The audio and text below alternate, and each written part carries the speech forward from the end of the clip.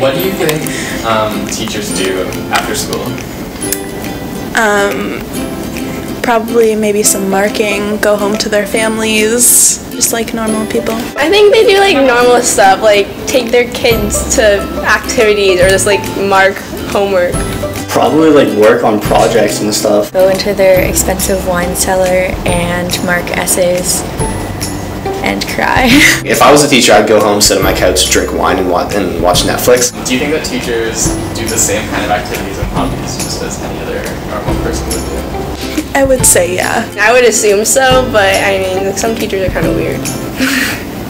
Well, it depends on like the teacher. Like for English, I think yes. Maybe they still like do what we do and go out and like have fun together. But for math, I think they do a lot of like wine cellar crying and like, oh, I need more money because I teach math. I have a degree. I went to Yale. When I was little, I thought they would just like pull a mattress down in their room and they sleep there, but like, I'm realistic now. If you were to choose one word to generalize teachers as a whole, what word would you choose?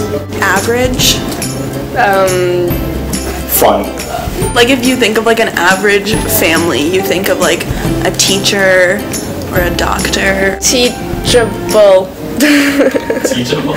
Yeah. Mentor. I'll try and be nice and say something nice, not be like dictators. Uninterested. Uninterested? Yeah. Why would you use that word?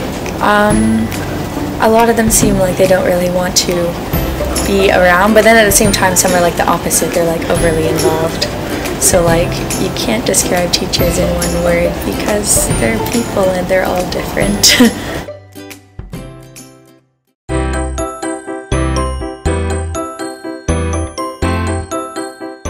My name is Mrs. Horst and I teach mathematics. I'm Mr. Latour. I teach law, English, and history. I'm Ms. Russell Kaplan and I teach history and special ed. Were you always planning on being a teacher, or were there other options? There are always other options, but I always wanted to be a teacher. Yeah, I used to lock my little brother in the basement and force him to do work.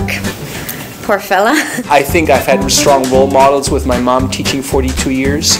I saw that as always a rewarding career because my mom didn't come home, pulling her hair out. For the most part, yes, but there were a few other things. One was a police officer, another one was a lawyer, and the other one was a doctor. I discovered that it was really the teaching aspect of the job that I wanted. If you weren't a teacher right now, what would you be? Funny enough, I always wanted to be a chiropractor, but I'm really glad I didn't do that. I'd probably be in the trades, carpentry maybe, or a baker of nice breads, or chocolate maker of dark chocolate. I'd probably be an artist, starving one, but I would paint and try to sell my paintings. With each year you teach, would you say you learn and grow just as the students do? Absolutely. I think an important element of being a teacher is that you're still a student. Oh yes, absolutely. Yes, I keep you challenged all the time. Yeah, definitely. It's lifelong. From the kids, with the kids. What kind of skills or knowledge do you teach? Patience, listening. You're constantly learning. Every day is completely different. Is there a certain aspect of teaching that kind of draws you to it, or something that inspires you to teach? Seeing changes, I think, in students, positive ones, and sometimes negative ones, because it motivates you to try to do better. The fact that you have an influence on people's lives. So I knew at a very young age I liked that. I had some really great teachers who made me feel great, and then I had some not so great teachers. I did have good teachers. I also had some really poor teachers, and I think that both of them work towards that, right? You want to be better than what you had, and you want to be as good as you can be too. I definitely had inspirational teachers, and the one was a history teacher, so. Do you think there's a downside to being a teacher? Definitely. I mean, when I was young, I was crazy and doing too much and picking up my kids from daycare at the last second because I was coaching ski team or DECA or debate. We did a dinner club. I mean, there was always just so much going on. We never see the sort of the finished person, which I'm not finished in the sense that they will ever stop evolving, but I mean, you have such a short, brief moment with a student, and yet the downside is that you don't ever, or rarely ever see them late on in life. The amount of work that I have to take home with me is a little intense at times, so I wish sometimes it was just a 9-to-5 job and I got to leave it at that. But there's elements of that that I don't mind. I'm a little bit of a workaholic, so part of that is okay. I think that's what ends up turning a lot of teachers off in their first 5 years. They realize how intense it is. Do you feel that sometimes teachers are dehumanized, so to speak, or misunderstood? I mean, you can have a bad handout where students are not clear what you're trying to get them to do, but not overall, like philosophically, I don't think so. Through the eyes of students, I don't know. Through the public, for sure.